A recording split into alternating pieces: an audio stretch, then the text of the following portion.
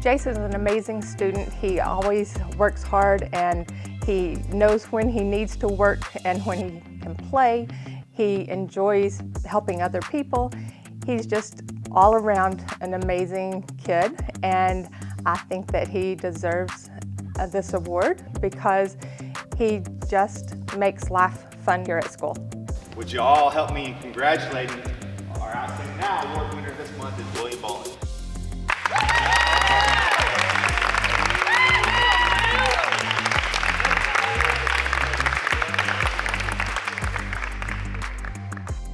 He has done everything we ask of him. He is a tremendous role model, a great student athlete.